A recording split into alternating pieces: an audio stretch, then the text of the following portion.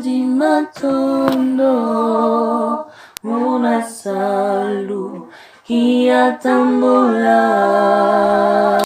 Bonjour à tous et bienvenue à votre émission La Voix de la Femme. Oui, ici la voix qui parle aux nations. Aujourd'hui, la voix n'est pas seule. Elle est accompagnée d'un frère, d'un déco, d'un né, d'un bouta, que je vais laisser se présenter tout seul. Yémi qui est non déco. Matondo Mingi. Beauté, bonjour à tout le monde. Bonjour à tous ceux qui vont nous suivre à travers cette vidéo. Je m'appelle Nemoïla. Je suis professeur au sein du centre Vouvang. Alors aujourd'hui, nous allons parler de l'éveil, du réveil spirituel. Nemoïla, qu'est-ce que vous entendez d'après ce mot, le réveil spirituel? Qu'est-ce que ça vous dit? Merci beaucoup, Nemoïla. Quand on dit réveil, déjà, ça sous-entend le sommeil. Donc c'est que quand il y a le mot réveil, c'est qu'avant le réveil, c'est qu'il y a le sommeil. Donc il fallait d'abord dormir et après il fallait se réveiller. Mais s'il faut parler du réveil, moi je pense qu'il faut juste voir le peuple que nous sommes. Ça veut dire nous les Africains en général. Nous sommes réellement endormis. Et aujourd'hui, il faut que nous puissions nous réveiller. Nous puissions prendre conscience et savoir qu'est-ce que nous devons faire et où est-ce que nous devons aller. Pourquoi j'ai dit que nous sommes réellement endormis? Je voudrais dire que non, une personne qui est réveillée, c'est une personne qui est consciente. C'est une personne qui pose des actes. Quand on est debout, on travaille. Je me réveille un bon matin, je pense que j'ai une activité à faire. Je dois nettoyer ma maison, je dois faire la cuisine pour mes enfants, comme pour les femmes. Je dois aller au travail par exemple, et je dois revenir, j'ai des activités à faire. Donc là, je suis debout, je suis conscient. Mais une personne qui s'endort ne fait rien. Donc, une personne qui dort, il est là, il dort, il ne travaille pas, il ne balaye pas, il ne prépare pas, il s'endort. Donc, si on veut voir maintenant, on veut la comparer à la personne africaine, à l'homme africain, on trouve que l'homme africain regarde, mais il n'est pas réveillé. Parce que beaucoup se diront, mais le réveil, mais nous regardons. Il y a une différence entre regarder et se réveiller. L'Africain qui regarde, qu'est-ce qu'il fait? C'est ça le problème. Donc on est là où on vit en regardant. Mais on ne vit pas en tant qu'éveillé ou réveillé. Parce que si réellement l'Africain était réveillé, l'Africain devait poser des actes. Il devrait travailler.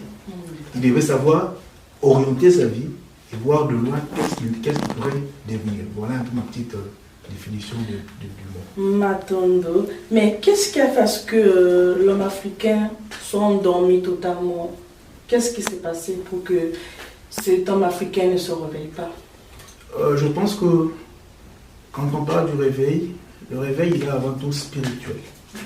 Vous voyez, un peuple qui perd sa spiritualité, c'est un peuple qui est appelé à disparaître. L'Africain que nous sommes, dans les temps passés, dans les années passées, nous étions des peuples forts.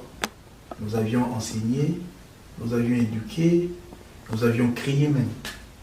Et pendant ces périodes-là, c'est l'Africain qui était connecté à la divinité ou connecté à sa spiritualité. Parce qu'aujourd'hui, il faut savoir qu'il y a une différence entre une personne spirituelle et une personne religieuse. On a toujours entendu parler de l'Égypte, des sociétés anciennes africaines. C'était des sociétés qui fonctionnaient à travers la spiritualité. Et ce qui a fait que nos sociétés, nos ancêtres ont dû inventer, ils ont dû transformer leur milieu. Mais quand l'Africain a fait le contact avec l'homme blanc, le christianisme en général, l'islam, ça a fait que l'Africain a coupé le contact qu'il avait entre lui et le divin, et l'Africain est devenu religieux.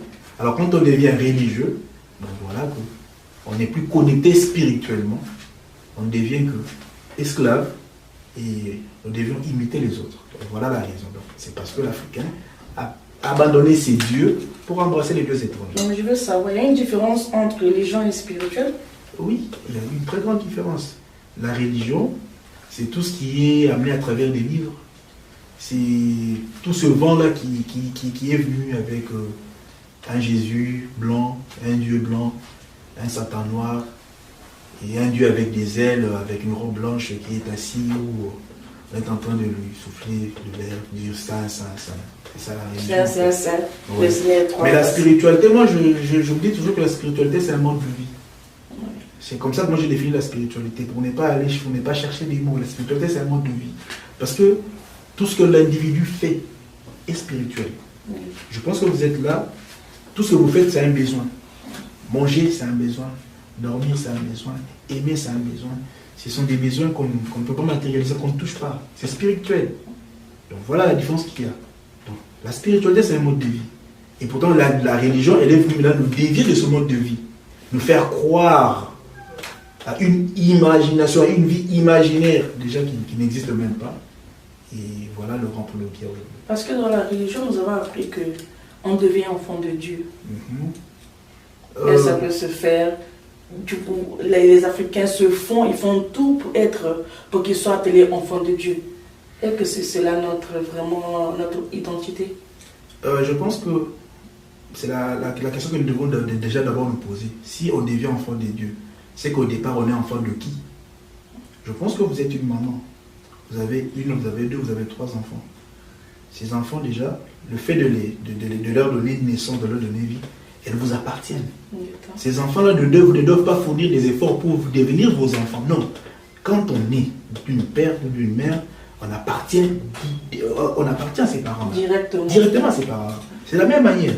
Donc nous aussi, le fait que nous sommes venus sur ces terres, investis d'une mission, nous appartenons à un créateur. Donc on ne devient pas enfant de Dieu, mais on est enfant de Dieu dès la naissance. Parce qu'on va nos frères et sœurs faire des sacrifices pour vraiment qu'on les appelle. Il y a un qui m'a dit que si tu n'es pas enfant de Dieu, c'est que tu es étranger. Ça c'est les méfaits de la religion. Vous voyez, la religion, elle a été conçue pour abrutir l'homme. La religion, surtout le christianisme, c'est tout ce qu'il y a de mieux pour abrutir l'homme. Parce que la religion t'empêche de réfléchir. Alors si on devient enfant de Dieu, alors c'est que quelque part, quand on est venu sur la terre, on était enfant de quelqu'un. On appartenait à quelqu'un. Okay. Avant de devenir enfant de Dieu, on est enfant de qui? Il y a un langage qui règne souvent dans les milieux africains. On dit qu'un bébé, c'est un esprit. Un bébé, c'est un saint. Donc déjà, à la base, nous étions bébés. Donc c'est que nous tous, nous étions saints. Nous étions des anges. Donc qu'est-ce qui a fait qu'aujourd'hui, nous puissions quitter la voie des anges pour chercher à devenir enfant de Dieu? Voyez, donc il n'y a pas, c'est pas une suite logique en fait. On est un ange quand on est bébé, on grandit, on n'est plus un ange. Non. Ça c'est le raisonnement religieux. Donc, chez l'homme spirituel, on se dit, on reste et on est enfant de Dieu. Dès la naissance jusqu'à la mort. Mais qu'est-ce qu'il faut faire pour se réveiller? Quel est le chemin à suivre? Quelle est la démarche à suivre pour que l'Afrique se réveille, pour qu'elle ne souffre plus comme elle souffre maintenant? Ah, c'est une très bonne question. Qu'est-ce qu'il faut faire pour se réveiller? Je crois que l'Africain doit d'abord se référer à l'Afrique ancienne. Si l'Afrique d'aujourd'hui est l'esclave, posons-nous la question, l'Afrique d'il y a 6 siècles, comment est-ce qu'elle fonctionnait? Si l'Afrique d'il y a 6 siècles, 7 siècles était une Afrique libre, était une Afrique qui émergeait, je pense que nous devions maintenant nous référer à ce passé-là. D'où le rôle de l'histoire. Parce que moi j'ai toujours dit, l'histoire c'est comme un rétroviseur dans un véhicule. Vous voyez, ceux qui ont construit aujourd'hui les véhicules, ils nous ont mis un rétroviseur. Mais ce rétroviseur, quand nous le regardons, il ne nous montre pas devant. Mais le rétroviseur nous montre ce qui se passe derrière. Mais ce qui se passe derrière nous permet d'aller de l'avant. Ça nous permet d'éviter le danger, ça permet d'accélérer, ça permet de réduire la vitesse, ou soit le fait de dévier. Mais ce rétroviseur, elle te montre derrière toi. Donc tu conduis, tu vas de l'avant, mais en fonction de ce qui se passe derrière toi. C'est ça le rôle de l'histoire en fait. Nous aussi, il fallait que cette histoire, ce qui s'est passé hier chez nous, puisse être comme un rétroviseur. Donc pour aller de l'avant, il faut voir qu'est-ce qui s'est passé derrière, qu'est-ce qui se passe derrière vous. Et ça vous permet d'aller de l'avant. Et pour réellement se réveiller, nous devons maintenant retourner, pas à l'Afrique chrétienne ou islam, nous devons retourner à l'Afrique libre. L'Afrique libre, c'est voilà, c'est l'Afrique avant l'esclavage. Et c'est cette Afrique-là qui va réellement affranchir l'Afrique d'aujourd'hui. Parce que ces rois-là étaient libres. Ces rois-là n'étaient pas chrétiens. Ils ont dirigé les grands royaumes tels que le roi Congo, tels que les empires, le roi Mouloubakoun, et ainsi de suite. C'était les grands royaumes, les grands empires. Mais ces rois-là n'étaient pas chrétiens. Ils étaient intelligents et il y avait presque tous les métiers de l'époque. Mais qu'est-ce qui fait qu'aujourd'hui, nous avions abandonné nos mœurs et coutumes, nous avions accepté de copier les coutumes, les cultures de la vie étrangère, et ça ne nous permet pas d'avancer. C'est que la culture que nous avions embrassée, elle est mauvaise. Alors pour aller de l'avant, nous devons faire le retour. D'où le mot Vutuka. Nous devons faire le Vutuka, le retour à la source pour aller de l'avant. Matondo, vraiment posez des questions, écrivez-nous pour plus de renseignements, des informations, parce que là, ça va chauffer. Alors, Vuvamu, qu'est-ce que c'est Vuvamu? Vuvamu, par définition, par abréviation, Vuvamu veut dire Vutuka Vanampa Vufidila. Retourne à l'endroit où tu t'es égaré. Oui, voilà. Pour se retrouver, en fait. Oui, oui. Nous devons retourner pour retrouver le bon chemin. Ça, comment retourner? Comment retourner? Nous devons retourner à travers notre spiritualité, à partir de notre spiritualité, de notre histoire, de notre culture. Aujourd'hui, c'est que nous sommes, c'est vrai, aujourd'hui, nous sommes africains. Mais ne fût-ce que pour passer le message, pour conscientiser nos frères, nous devons le passer en français. Mais ces frères-là, des fois, qui vont nous suivre, ils sont noirs de peau comme moi, mais ils ont même perdu leur propre langue. Et nous devons utiliser une langue d'emprunt pour véhiculer le message. Aujourd'hui, même de fait pour manger, pour aller à table, on a copié les habitudes étrangères. Et voire même pour aller prier, la religion aujourd'hui elle est étrangère. Donc nous devons retourner, abandonner toutes ces pratiques, avoir une vraie identité. Parce qu'un peuple se définit par rapport à son identité. Quand on te dit oui, tu es africain, le fait d'être africain, c'est d'abord la couleur de la peau. Tu es noir. Quand on dit oui, tu es africain, le fait d'être africain, on va voir comment est-ce que tu es habillé. Quand on dit on est africain, le fait d'être africain, c'est dans le repas. Comment est-ce que nous mangeons?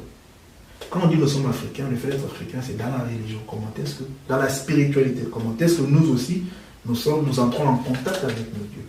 Et c'est ce retour-là que nous devons faire pour aller vers l'avant. Avec nos dieux. Donc il y a des dieux. Bien sûr que oui. Bien sûr que oui. Chaque peuple a un dieu propre à lui.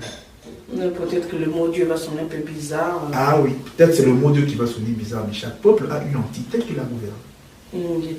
Parce qu'ils disent que non, on est tous des êtres humains, il n'y a pas de couleur, il n'y a pas de race, on est tous enfants de Dieu, il n'y a pas à dire que les noirs ou les blancs, on est tous pareils. Oui, nous sommes tous enfants de Dieu, oui. Ça c'est vrai. Prier le même Dieu ou les mêmes entités. Non, je crois que nous sommes tous enfants de Dieu, ça je suis d'accord avec ça. Mais je crois que ce même Dieu-là qui a créé ce monde, qui nous a créé nous, il a créé des principes. C'est lui qui a fait que moi je puisse avoir la couleur que j'ai, que l'autre puisse avoir la couleur qu'elle a, que l'autre puisse avoir la couleur qu'elle a. Donc je pense que vous n'allez pas me contredire. Entre un Africain et un blanc, il y a une différence. Entre un Africain et un Asiatique, il y a une différence. Entre un Africain et un Indien, il y a une différence. C'est lui qui a déjà installé cette différence, c'est pas moi. C'est le Créateur à la base qui a mis cette différence. Depuis le commencement. Depuis le commencement, dans nos mœurs et coutumes, il y a une très grande différence. Aujourd'hui, l'Européen, il n'a pas du mal à se promener, par exemple, nu. Il est à l'aise. Mais l'Africain, ça lui met mal à l'aise. Et qu'est-ce qui fait que chez lui, ça passe, chez nous, ça ne passe pas? C'est parce que déjà, dans les mœurs et coutumes, nous n'avons pas les mêmes mœurs, les mêmes coutumes. Donc déjà, à la base, nous sommes différents. Et de la même manière, ce Dieu-là qui nous a créés, pour nous gérer, il nous gère aussi différemment. Ouais, parce que eux, ils ont une entité qui les gouverne. Nous aussi, nous avons la nôtre. Chaque peuple a un être céleste qui le gouverne et qui le dirige. Mais maintenant, si nous revenons à nos entités, tout le monde a peur de la sorcellerie. Ils disent que mon grand-père était sorcier, je ne peux pas l'invoquer. Oui. Mon arrière-grand-père était sorcier, mon père était sorcier, les maris de nuit, mais ils ne peuvent pas. C'est Jésus qui sauve toutes les races. Qu'est-ce que vous pouvez leur dire à ceux qui nous regardent? Merci beaucoup. La sorcellerie, les sorciers, ça c'est les méfaits de la religion. Ça c'est le christianisme.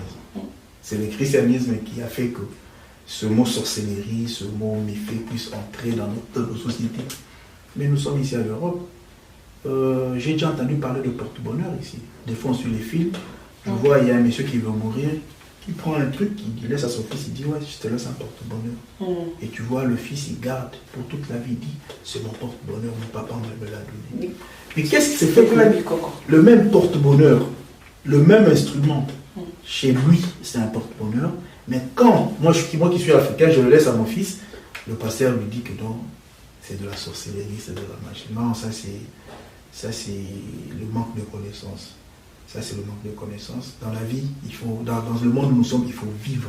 Il ne faut pas rêver la vie. Quand on commence à rêver la vie, on est à côté de la plaque. Et c'est ce que la religion et l'Occident a voulu faire de nous. Donc nous aussi, nous devons aimer nos mœurs de coutume. Aimer nos ancêtres. Aucun ancêtre, nos ancêtres ne sont pas mauvais. Aujourd'hui, nous avons eu les noms. Tous les prénoms que nous avions, ce sont les prénoms étrangers. Et est-ce que nous savions aussi, nous connaissons aussi la vie de ces gens-là? Est-ce que c'était seulement des bonnes personnes? Non, ce sont des gens qui se sont aussi mal comportés ici dans ce pays. Mais leurs noms sont toujours perpétrés. Mais ça pose problème chez nous. Là, voilà l'une des raisons, même aujourd'hui, nous les Africains, nous préférons qu'on puisse nous appeler à partir de nos prénoms étrangers. Donc, aucun Africain ne veut utiliser sa vraie identité pour s'identifier. Non. Ouais. C'est ça en fait le but de la colonisation et du christianisme. C'était vraiment nous déraciner, nous enlever dans la vraie voie que nous devons réellement mener. Donc, nous aussi, de la même manière, nous devons aimer d'abord nos parents, aimer nos ancêtres, parce que si mes parents n'étaient pas là, je ne serais pas là aujourd'hui. Mon papa qui m'a donné le nom de moi, là, c'est pas un fou. Donc, il m'a mis au monde avec tout amour, il m'a laissé grandir, et quand est-ce qu'il devient sorcier? Dites-moi. Donc, si réellement il devait me tuer, je pense qu'il déjà même le fait de me faire venir au monde, il n'allait même pas le faire. Mais le fait de me faire venir au monde sur la terre, donc déjà même par rapport à l'acte, elle est fait avec amour, je suis là, je vis. J'ai été porté 9 mois dans le ventre de ma mère, 9 mois qu'elle a souffert pour moi. Et mine de rien, après 3, après 4, après 15 ans, c'est la même mère qui devient sorcière. Ça, c'est tous les méfaits qu'on retrouve dans le christianisme. Mais si réellement nous devons parler de la sorcellerie, c'est que les sociétés européennes, elles seront premières. Elles seront réellement premières. Mais ce n'est pas ça. Mais le problème, c'est que quand nous ne savons même pas pourquoi nous sommes là sur cette terre, tout devient compliqué. On a une seule mission sur terre, n'est-ce pas? Tout à fait. Chacun de nous a une mission bien précise sur cette terre. C'est à ce moment quand vous allez vous réveiller, parce que quand celui qui dort ne connaît pas sa mission, celui qui se réveille sait ce qu'il est, c'est ce qu'il est venu faire sur terre.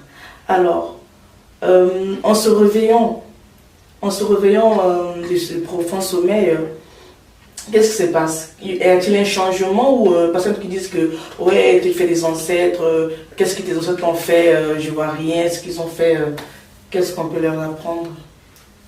Merci beaucoup. Le réveil, déjà, il est très important. Parce que le réveil, ça permet de connaître ce que nous sommes. Ça permet de connaître réellement ce que nous sommes venus faire sur cette terre. Et ça permet de connaître, de savoir ce que nous devons faire demain. C'est ça déjà le rôle du réveil. Et les ancêtres n'ont jamais été mauvais. Non. Ils n'ont jamais été mauvais. Ils sont toujours là, ils seront toujours là pour nous protéger, pour nous garder. Et réellement, nous devons garder le contact avec eux. Parce que les gens ignorent. Les gens pensent que, parce qu'on est devenu chrétien, on doit prier à un Dieu qu'on ne connaît pas, Jésus, quoi que je ne sais pas. Et ce sont ces Jésus-là qui doivent te venir en aide. Non, c'est pas ça. Pourquoi est-ce que nous, nos grands-parents, eux, ont invoqué leurs ancêtres? C'est parce qu'eux, ils avaient un mode de vie. À leur mode de vie, ils savaient qu'ils devaient vivre en tant qu'humains.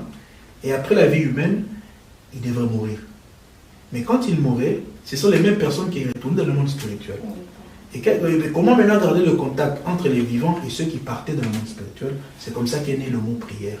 Bon, la prière, comme on le dit en français, bon, bien que en français, ça veut dire autre chose aussi, le mot Kosambela.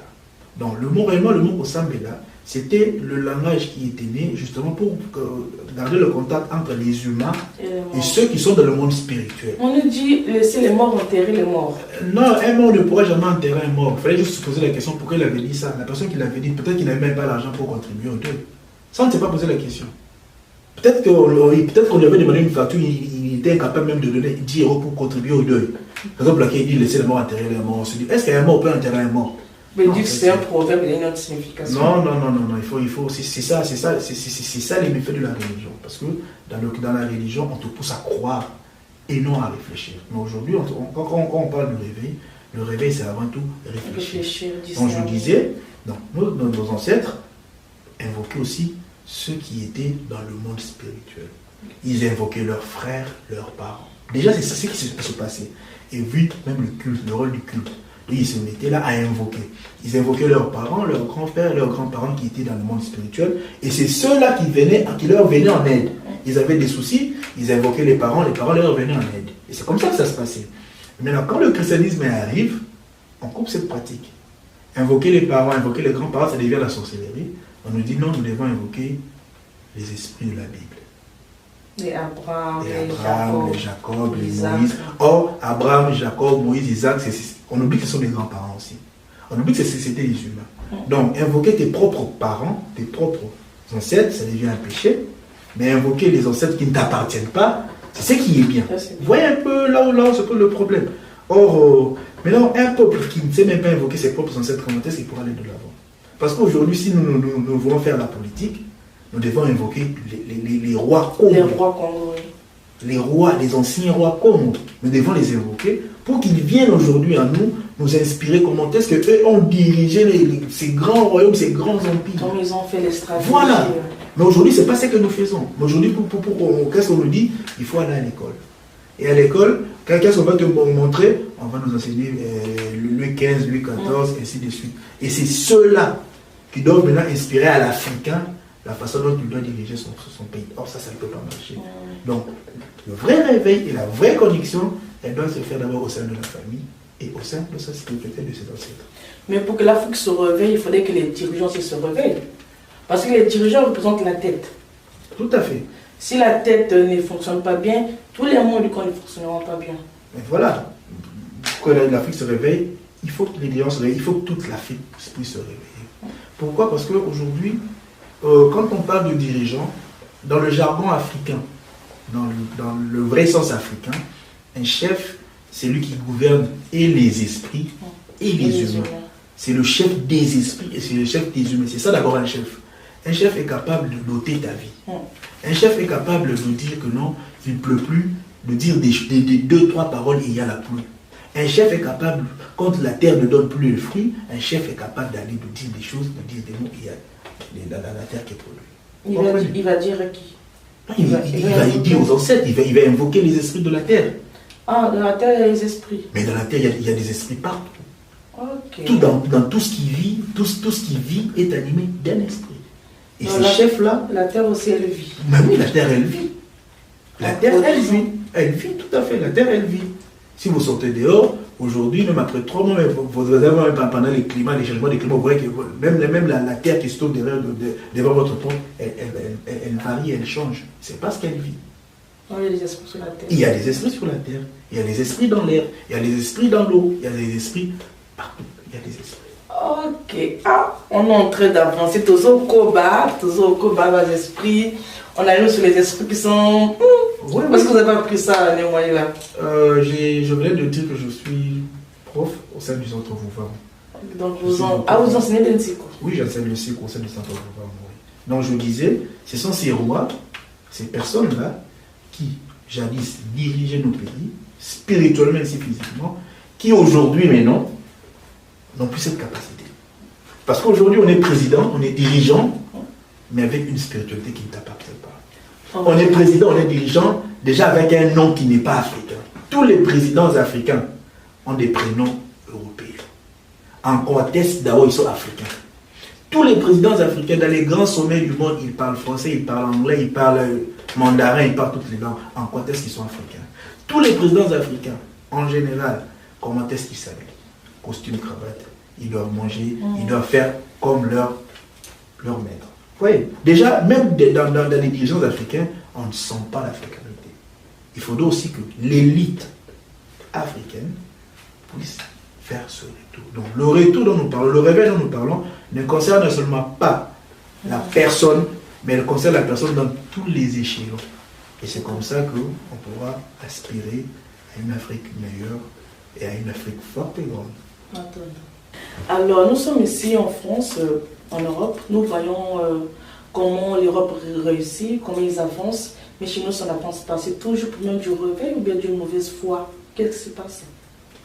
Oui, quand on parle du réveil, quand je dis que le réveil il est très important, c'est parce que ça nous permet déjà de savoir qu'est-ce qui s'était passé et comment corriger, comment faire pour que l'avenir soit meilleur. Les Européens, les Français, les Anglais, ils vivent en fonction de leur passé. Vous allez voir qu'ici, même quand il y a la météo, ils diront toujours que non, le soleil d'aujourd'hui, ça va faire 40 degrés. Ça sera la journée la plus chaude, des fois du mois de l'année. La dernière journée la plus chaude, où on avait atteint 40 degrés, c'était en 75 ou en 65. C'est toujours par rapport à une dernière date ou à une ancienne date. Ils le font toujours par rapport à un passé. Donc, eux, ils vivent en fonction de leur passé. Du rétroviseur. Voilà, en fonction du rétroviseur, ils regardent toujours qu'est-ce qui s'est passé hier. Et en fonction de ce qui s'est passé hier, ça leur permet de corriger aujourd'hui et d'améliorer leur société aujourd'hui. Donc voilà, pour lequel vous allez voir même plusieurs entreprises ici, ça fonctionne. Quand vous y allez, on vous dit non, ça c'est, on ne fait que perpétuer la tradition. Donc les Européens, eux, ils sont plus dans la tradition. C'est là où ils sont. Mais nous, les Africains, nous ne sommes pas dans la tradition. Nous sommes dans autre chose. Nous avions renié nos traditions et coutumes. On nous a dit que c'était des mauvaises choses, toutes les pratiques étaient mauvaises, et nous avions embrassé le christianisme et l'islam. Conséquence, nous ne serons jamais intelligents. On va parler français comme on pourra, on va même plus que les Français eux-mêmes. Mais nous serons incapables de produire même une église. Parce que la différence entre la spiritualité et la religion réside à ce niveau-là. Parce qu'un homme spirituel sait pourquoi il est dans la terre. Mais un homme religieux, on lui dit que non, on est des passagers. Tout ça va les là. Tout ça va les là. Donc déjà, quelqu'un qui on a dit que Azam ou les c'est un passager sur la terre. Vous pensez que cette personne il aura même le souci de sa propre vie? Non. On se bat toujours pour le royaume des cieux, qui n'existe, je ne sais même pas s'il existe où. Oui, vous allez voir les grands messieurs de 40, 50, 60 ans avec des grands diplômes, mais qui croient à ça en fait. Oui. Mais or, quand on nous demande de vivre dans notre spiritualité, ça nous permet de réfléchir. C'est là où nous devons maintenant réfléchir. Mais comment est-ce que nous sommes des passagers? Donc c'est que Dieu, c'est un aventurier. Comment est-ce qu'il peut créer l'être humain pour que sur la terre, il soit un passager? Non, finalement, parce que passager peut-être du genre, on va mourir. Non, certainement, la mort c'est un principe naturel. Le jour où la vie est venue, déjà la mort a précédé la vie. Donc le fait qu'on est venu sur la terre, on mourra un jour. Ça c'est clair. C'est ça le passage en fait. Non, le passage dont on parle, de la façon dont on nous le prêche, c'est pas ça. Donc quand on dit nous sommes des passagers, raison pour laquelle les Africains sont des passagers, qu'est-ce qu'ils font? Dis-moi ce que les Africains font. Oui, en fait, ça vient appauvrir. Voilà, ça vous appauvrit. Voilà, on pense que sur cette terre, on n'a rien à faire pour prier. Et pourtant, dans la spiritualité, dans ce que nous enseignons dans la religion africaine, l'homme sur terre est venu pour accomplir une mission. Nous ne sommes pas des passagers, nous sommes tous venus accomplir quelque chose sur la terre. Je vais vous donner un exemple. La personne, l'esprit qui a contribué, par exemple, à créer l'œil de l'être humain, les cheveux de l'être humain, la peau de l'être humain, quand il s'incarne dans la chair physique, c'est le même esprit qui vient pour faire la perpétuité de son œuvre. Raison pour laquelle le même esprit, quand il vient sur la terre, il est ophtalmologue. Le même esprit, quand il vient sur la terre, des fois, il est cordonnier. Des fois, il est dermatologue. Oui, nous sommes des esprits qui venons sur cette terre travailler dans les différents domaines de notre société. Parce que nous devons perpétuer ces différents domaines de la société. De la création. De la création. Que nous avions contribué dès le commencement. Parce que nous sommes les mêmes esprits qui avions contribué à créer ce monde dès le commencement avec le Père Créateur. Voilà. Mais alors que, quand on va sur le point religieux, c'est pas ce qu'on explique. Non. C'est comme si cette terre ne nous appartenait pas. Si elle ne nous appartenait pas, elle appartenait à qui? Oui. La terre nous appartient. Elle nous appartient. Nous sommes les maîtres. Nous sommes les maîtres de la terre. Mais quand le roi Léopold a envoyé les missionnaires en Afrique, il leur a dit ceci: poussez les Noirs à croire et non à réfléchir. Il leur a dit, la mission que je vous donne, elle s'inspire avant tout aux intérêts de la métropole. Vous n'allez pas pour leur apprendre à connaître Dieu parce qu'ils le connaissent déjà. On a connu Dieu, on le connaissait. C'est comme ça qu'on a créé des grandes civilisations et des grands empires, des grands royaumes. Donc si l'Europe émerge aujourd'hui, c'est parce que l'Europe, la France, elle est assise sur ses traditions. Raison pour laquelle vous entendez toujours Marie Le Pen vous dire les valeurs de la France. les valeurs de la République. Si réellement aujourd'hui, tous ces dirigeants parlent des valeurs de la France et de la République, le jour où l'Africain parlera des valeurs de l'Afrique, ça changera. Et quand on parlera des valeurs de l'Afrique, ce jour-là, on ne parlera plus français à l'école. Ce jour-là, on ne va plus s'habiller comme eux. Ce jour-là, on va donner de la considération de tout ce qui est le nôtre. Mais si on ne parle plus français, que resteront nos frères gabonais, camerounais, maliens, comment on va communiquer avec eux si ce jour où l'Afrique va se réveiller, nous allons créer une langue nationale ou internationale de toute l'Afrique? Ah, la question elle est bonne. Nous on parle français, c'est parce qu'on vit en France. Mais celui qui vit en Allemagne, il parle quelle langue? Allemand. Et celui qui vit en Italie, celui qui vit en Autriche, en Hollande, chacun parle sa langue. Oui. Mais donc c'est à chacun de valoriser sa propre langue. Et comment communiquer avec eux? C'est une Congolaise, oui. Je suis, avec un Gabonais. Oui. Si je ne vais pas parler la langue de l'oppresseur, Oui. quelle langue je vais étudier et parler pour Mais c'est la même manière. communiquer avec eux? Comment est-ce qu'Angela Merkel fait pour communiquer avec Emmanuel Macron? Ils ont des interprètes. Et Angela Merkel, elle est fière de parler son allemand. Emmanuel Macron est fier de parler son français. Quand vous allez en Allemagne, les Allemands ne sont pas fiers de parler français. Non. De même, les Français ne sont pas fiers de parler l'allemand. Non, ce sont tous des Blancs. Chacun est fier de parler sa propre langue. C'est de la même manière, nous serons aussi fiers de parler nos langues à nous. S'il faudrait utiliser des interprètes, nous allons les utiliser. Alors, s'il faudrait aussi avoir une langue qui va nous permettre de nous réunir, ça viendra après. Mais commençons d'abord par valoriser nos propres langues. C'est dans la langue que siège l'intelligence. Oui. Je vais vous dire une chose aujourd'hui. Une intelligence, quand elle est... quelque chose, quand elle est apprise dans une langue qui n'est pas la tienne, ta tête, elle doit raisonner, réfléchir 2-3 fois pour la retenir. Oui. Raison pour laquelle aujourd'hui, quand on voit l'Européen parler, on se dit waouh, ils ont l'art de parler. Ils naviguent à travers leurs pensées pour sortir tout ce qui leur vient de la tête. Mais quand on met un Africain qui doit parler, qui doit réciter les mêmes choses, l'Africain aura un problème. Parce que dans sa tête, c'est préparé, c'est conçu pour ne pas parler le français. Il est conçu pour parler sa propre langue. Sa propre langue. Maintenant, il est buté. On lui amène le français. Maintenant, pour sortir le français, le cerveau doit d'abord traduire. Le cerveau doit traduire, elle doit traduire. Voilà la différence qu'on a. Or, la connaissance, elle est d'abord à la base dans sa propre langue. Nous, les Africains, nous allons commencer à créer réellement le jour où nous allons maîtriser nos langues. Tant que nous allons appeler le diamant, on ne créera jamais. Le coltan, tant qu'on va l'appeler coltan, on ne va jamais émerger. Il faut qu'on apprenne à appeler le diamant dans nos langues nationales. Le coltan dans nos langues. Invoquer ces esprits-là dans leur propre langue. C'est comme ça que ces esprits-là vont se manifester en nous. Nous montrer ce qu'ils sont réellement venus faire, comment est-ce que nous devons les utiliser. C'est comme ça que ça se passe. Parce que tout ce qui est tout autour de nous, ce sont les esprits. Le diamant, c'est un esprit. L'or, c'est un esprit. Mais pour que cet esprit puisse te révéler ce qu'elle est réellement, il faut que tu puisses savoir l'appeler.